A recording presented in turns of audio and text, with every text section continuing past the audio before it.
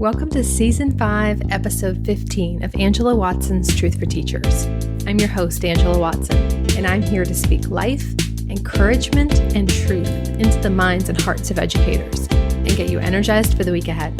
Today, I'm going to be doing a coaching call with a teacher named Claire and exploring how to use your summer to tackle major time wasters and rethink what's really necessary. Visit truthforteachers.com to get the show notes and written highlights, as well as links to recommended resources or to share your thoughts on the show. So this episode is going to be the final one for Season 5 of Truth for Teachers. We are wrapping up this week and preparing you for summer break. I want to help you make this your most productive and also your most relaxing summer yet. Those two things really aren't mutually exclusive. In fact, productivity and rest are actually interdependent. So I'm going to help you think through some of these productivity issues in this episode. And then don't worry, you won't be on your own until Season 6 begins in August. I'll be back with a bonus extended episode in between seasons like I normally do. That's going to be probably in late June. And in this bonus episode, I'm going to teach you some awesome productivity habits and share more about how you can join the 40-Hour Teacher Workweek Club. The club is going to be open to new members from June 28th until July 7th. Now, make sure you stay tuned until the end of this episode because I have another resource that's going to help you plan out your summer. It's a totally free, on-demand video series, and I'm going to share at the end where you go to get it.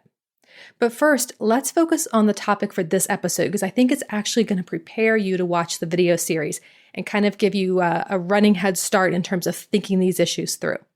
You're going to be listening in on a free coaching call that I conducted with a graduate of the 40-Hour Teacher Workweek Club. The call is sort of a combination of instructional coaching and life coaching, all kind of rolled into one, where I'm answering a teacher's specific question about productivity and balance and managing it all.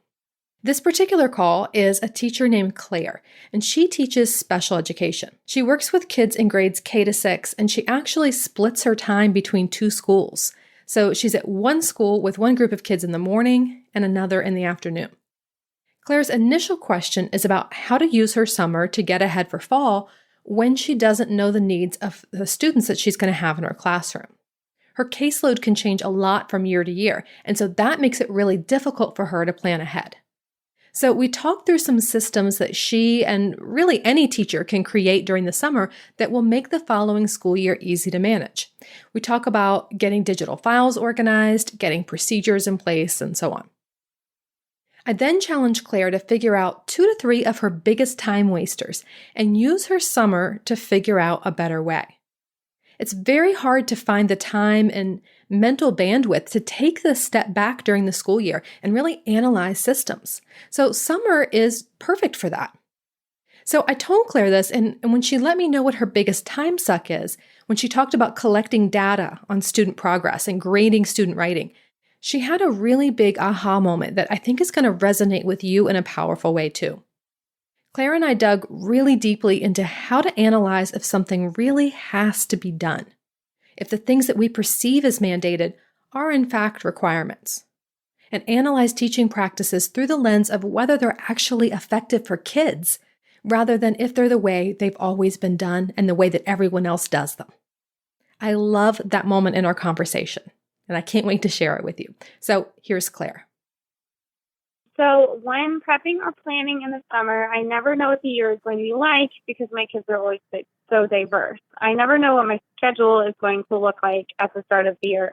What sort of things can I do during the summer to get ready for the school year other than just the layout of my classroom and expectation? So I understand what you're saying here, especially, when you're teaching special ed because the kids are going to be completely different from year to year. So I think one of the main things that you can focus on is outlining your routines and your procedures. Writing everything down about how you're going to run your classroom, I think can really help you solidify those things in your mind and provide a reference if needed for you. So if there are specific procedures that your students need reminders with all year long or things that just drive you crazy, summertime is a great time to plan out a better way, including how you're going to teach those expectations to students and model and practice and reinforce them because transitions and routines is something that you're probably going to have to do no matter which students you teach next year, right? Absolutely. So that's one place to start. Another thing that you can think about is writing out lesson plans for the things that you need to teach during the first week of school. So you won't follow them exactly, you won't get to everything that you've planned, but you should know which procedures you want to teach and when you're going to teach them and how you'll teach them. So you can choose over the summer some get to know you activities, some community building resources.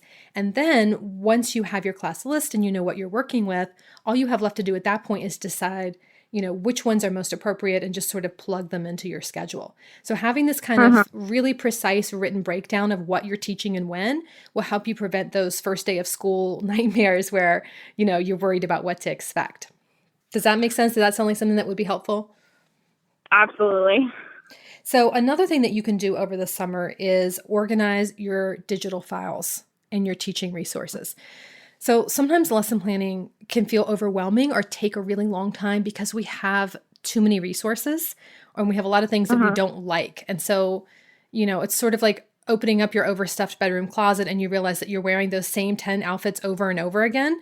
Get rid of those things that you don't like, and that will make it easier to find the things that you do like when it's time to plan. So you can use your summer to toss out or pass on any kind of materials that you don't absolutely love using with your students. Okay. Do you have a system now for organizing your digital files? I do. I have on my desktop, I have all of my special ed specific stuff in one file. And it's like I call it my caseload for the 2016-17 year. And within that file, I have my 2 different schools. And so everything specific to the schools goes into each file. And then within that file, I have all of my student files. So any documents I pull up or type up for a specific student, like a behavior chart or anything, goes into those files. But then I also have a large general file for like all of my other resources that are not special ed specific. So like any sort of language arts lessons or math worksheets, anything I use like that goes into the other file. Is that where you're keeping the things that you've gotten from Teachers Pay Teachers? Yes.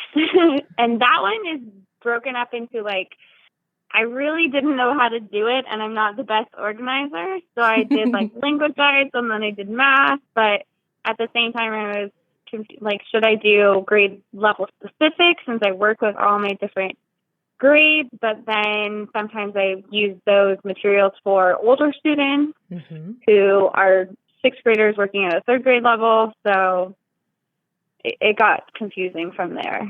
And are these Dropbox folders, did you say? So I have some Dropbox folders, but not all of them. They're just on my desktop. But I do have a couple Dropbox folders. Okay. So that might be the first step then, is to get, and again, this is a summer project. Don't try to do this during the school year. You've got way too much on your plate. But during the summer, think about, I would recommend using Dropbox for everything. I love it. Some people prefer Google Drive. There's other alternatives. I just like Dropbox because I find it really easy to use. It's completely free and it's going to sync across all your devices.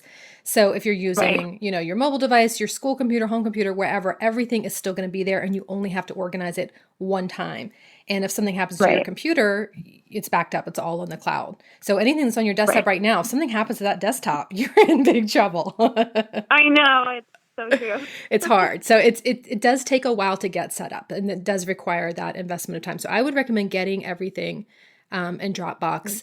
And then, even if you can't organize it, just keep it in one file that just is called, just the language arts file. That's fine. At least it's in there.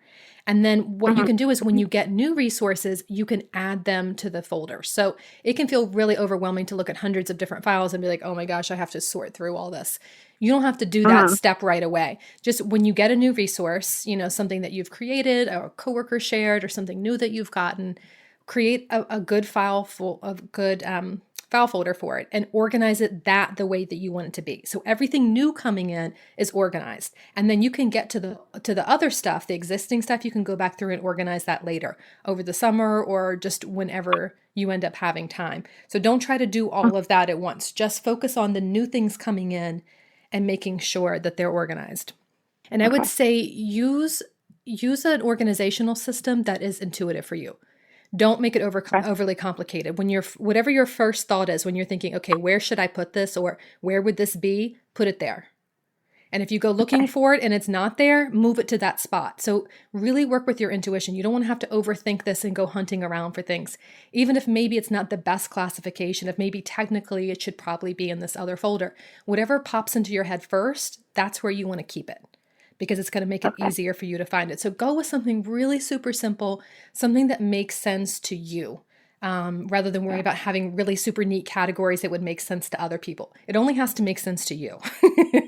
So summer's a great time to organize your files and activities. And then once you've done that, and really as you're going through with that too, that's a good time to find more, because it's a lot more efficient to batch similar tasks and do similar things at once, right? So go ahead, dedicate an entire afternoon sometime in the summer to just looking on Pinterest for all kinds of awesome materials. That way you don't have to go on there every single weekend to find resources for just your current unit of study.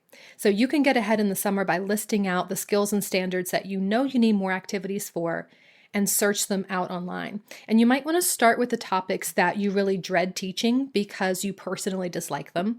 You just don't connect with them, or you have a really hard time making them understandable and meaningful for kids. So look for teaching ideas that will improve those units. Focus on that over the summer rather than just on the things that you love and that you're excited about. And then save those in the Dropbox folder. And that way, when it's time to lesson plan during the school year, all you have to do is plug them into your lesson plans. So that's a great idea. Those are just really just a couple general ideas. But the main thing that I want you to do this summer to prepare is to focus on identifying a couple of your biggest stressors and your biggest time wasters that you've had during the previous school year, and plan out ways to streamline or simplify. So did you spend too much time grading papers? Or were you lost when you were figuring out how to differentiate? Or did you get bogged down in data collection and paperwork? So start brainstorming solutions for that so that the next school year will be different. And you can talk with other teachers, including teachers online, and look for suggestions in teacher blogs and Pinterest, or, read a book on the topic. Be really proactive and take charge of your professional development. If there's some aspect of your work that's really stressing you out, look for a better way over the summer so that no matter what happens during the school year, you have this wide range of resources you found that will help you tackle your biggest problems. So as I'm saying that, is there a topic that comes to mind right away as I'm talking? Something that you feel like is one of your biggest stressors, something that just takes up way too much time and energy for you? Definitely data collection, because when it comes to those specific goals, I'm just having trouble deciding, do I just give up my days and do data collection instead of teaching? And then if I have other people do data collection for me, like my How much time do you think that you are spending on everything grading just goes each into child's one work? box. It depends on some tasks, because of the program, some tasks I know that I can just look over and look for completeness. And so I just check those off and send those home. And then others, especially writing, it takes me 45 minutes per kid sometimes. Okay, so tell me more about your process with that. What kind of marking and corrections and comments are you making? If you're spending 45 minutes on the student, what kind of feedback are you giving? So I look at capitalization, punctuation, and then sentence structure, of course. So on a shorter assignment, that's easier, obviously. But then I also go through and do what we do on our testing. When we're first testing a kid for special education, we have to mark essentially every correct word sequence. So in between each word are, in a sentence, if there's a misspelled word, then you have to mark 2 incorrect. There's 2 dots to show incorrect word spelling. And you have to go through every single word, every single period, and give a point for that as well. So when you say that you have to mark every single error, any kind of capitalization error, any kind of spelling error, who says you have to do that? That is the way I've seen every other special ed teacher do it in my district. Do you have to do that? That is a good question. I don't think I know. Let me ask you this. Do you think it benefits the kids? No. How come? Because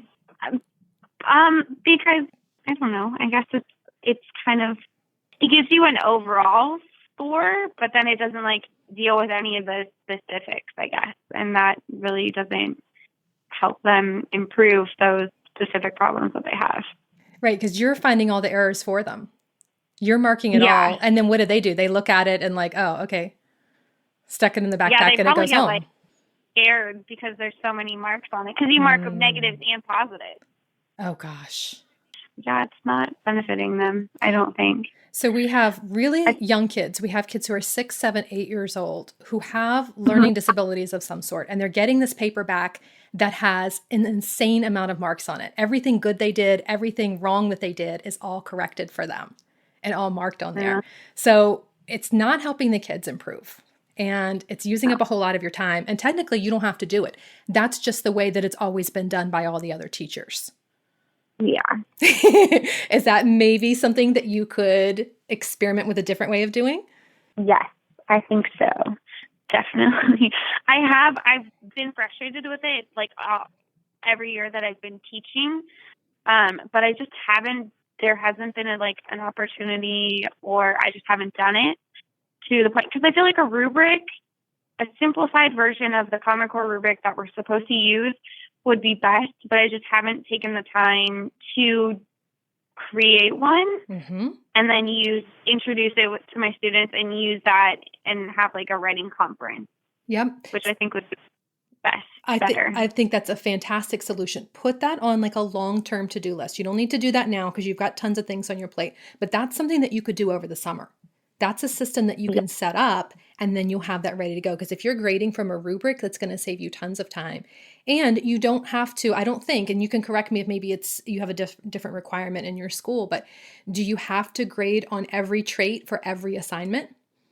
No, I don't believe so. So that would really help too. Sometimes you can just be looking for ideas and content. Sometimes you could just be looking for mechanics. You don't have to grade on everything. That'd be so much easier. If there's no one forcing you to do it that way, then you don't need to. Because think about the way that we teach writing to kids, right? We don't teach every single skill in every single writing lesson. There's something that we're looking for. There's some sort of mini lesson where, okay, I want you to focus on this particular thing, on voice or on sentence fluency, whatever it is. And then they're practicing that. So we don't need to grade it on everything every single time.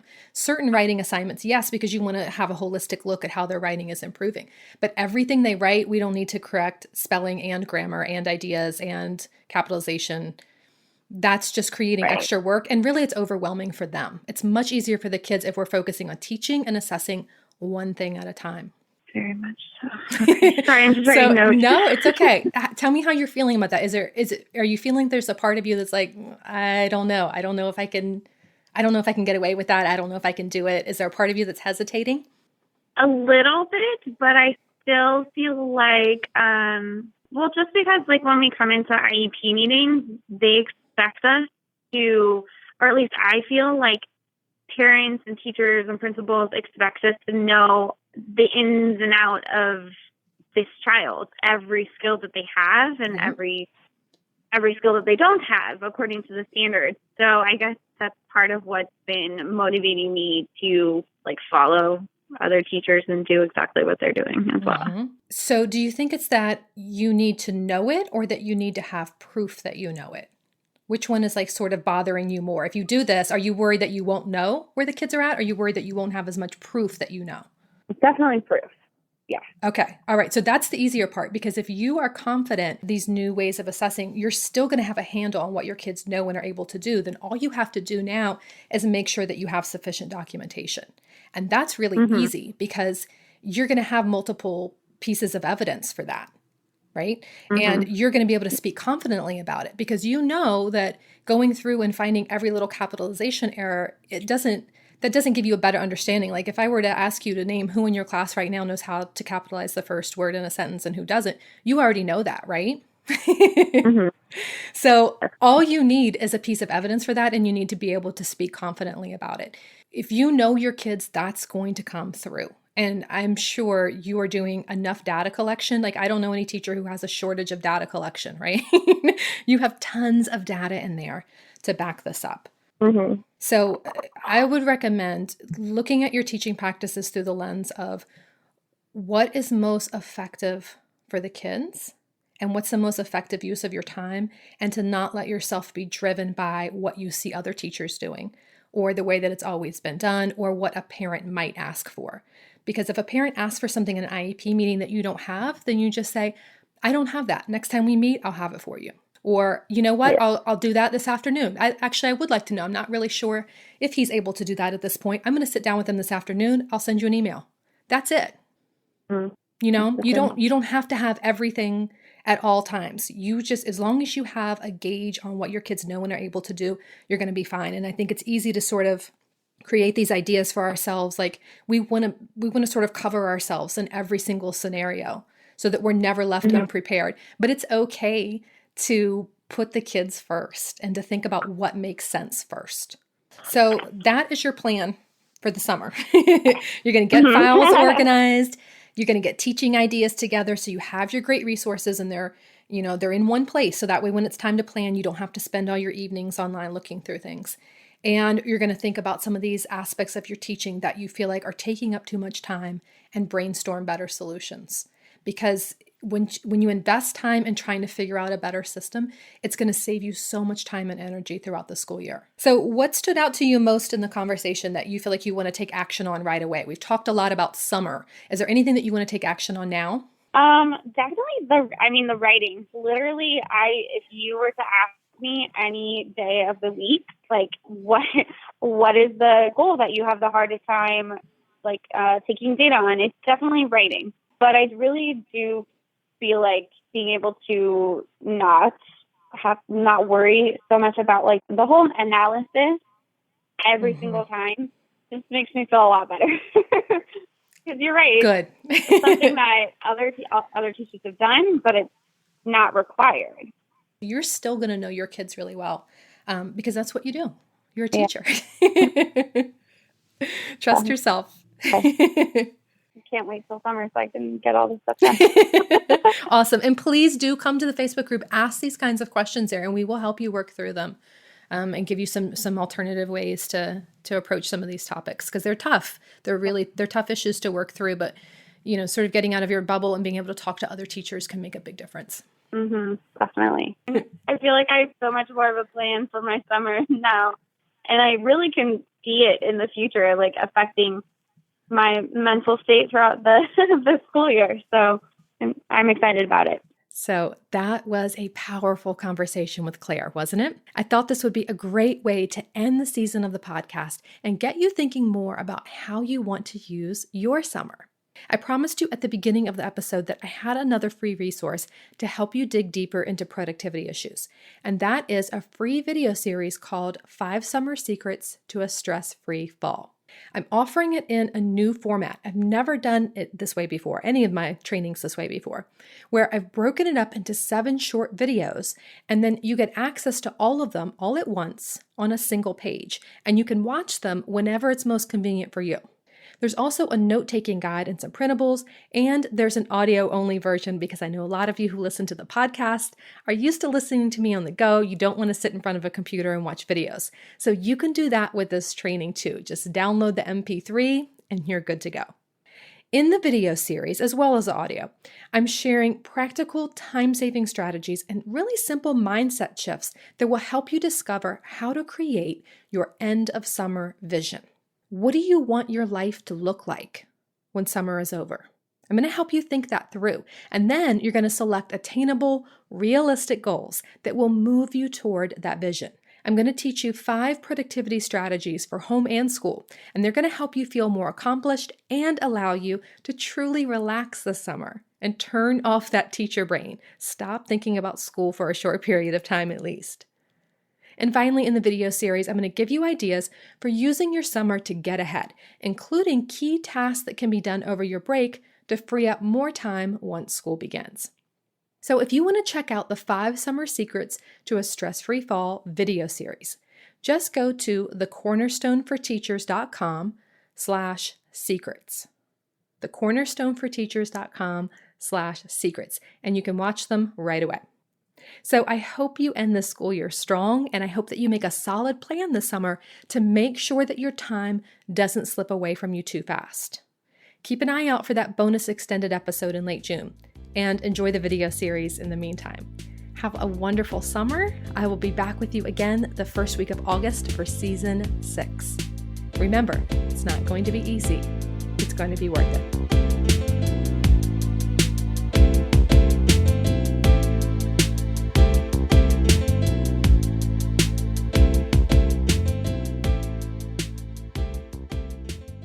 Truth for Teachers is a proud member of the Education Podcast Network. Podcasts for educators, podcasts by educators. For more great podcast recommendations, go to edupodcastnetwork.com. That's edupodcastnetwork.com.